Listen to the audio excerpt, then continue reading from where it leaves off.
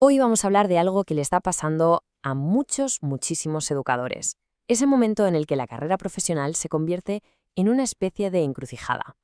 Y vamos a explorar una de esas posibles sendas, una que cada vez suena con más fuerza, la de ejercer en Alemania. Fijaos en esta frase, si has llegado hasta aquí, no es casualidad. Y es que es totalmente cierto.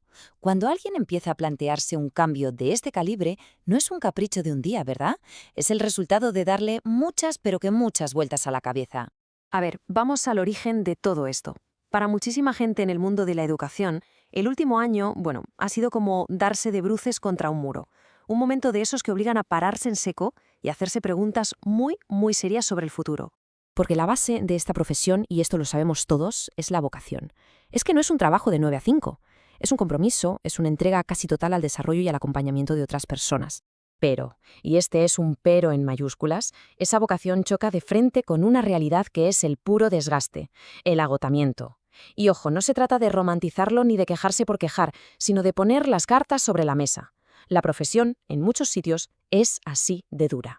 Entonces, ¿de dónde sale todo ese desgaste? Pues no es solo el cansancio físico, es una suma de muchas cosas. Es la sensación de que el trabajo no se valora lo suficiente, es ver que no hay por dónde crecer profesionalmente, y claro, son todos esos sacrificios personales que se van acumulando uno tras otro, año tras año. Y con todo eso en la mochila, de repente empieza a aparecer una pregunta en la cabeza.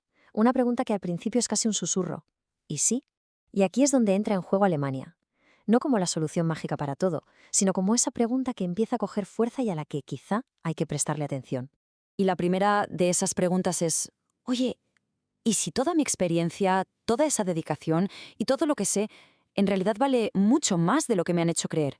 Es esa duda que te empieza a corroer por dentro, la idea de que quizás en otro lugar todo ese esfuerzo tendría otro reconocimiento. Luego viene la siguiente. ¿Y si ser educador no tiene por qué ser un camino único y cerrado? Es plantearse que esta profesión puede ser una llave que abra puertas que ni siquiera sabíamos que existían, en otros países, con otros formatos. Y esta última es fundamental. ¿Y si no es una locura querer algo distinto? Porque esta pregunta lo que hace es dar permiso. Es decirse a uno mismo que no hay nada de malo en querer un cambio, que no es ninguna traición a la vocación, es simplemente querer algo mejor. Vale, ya hemos explorado la idea, el deseo. Pero ahora toca poner los pies en la tierra. Porque esto es súper importante. Este camino no es un cuento de hadas. Es una realidad con todo lo bueno y todo lo malo que eso implica. Y aquí lo vemos claro, ¿verdad? Por un lado está la fantasía, el sueño de una solución mágica, un atajo, la promesa de que todo será fácil. Y por el otro, pues la realidad. Y la realidad se llama normas, se llama exigencias, una burocracia que puede ser un laberinto y, por supuesto, un idioma que hay que aprender sí o sí. El mensaje que tiene que quedar clarísimo es este: que las cosas salgan bien no es una cuestión de suerte, no es que te toque la lotería. Depende de prepararse, de ser constante, de tomar decisiones con cabeza y de mucho trabajo. Y para que nadie piense que esto es una misión imposible, un dato. Hay muchísimos educadores de habla hispana que ya están trabajando en Alemania. No son superhéroes, son gente de carne y hueso que un día se tomó en serio esa pregunta del ¿y sí? Y se puso manos a la obra.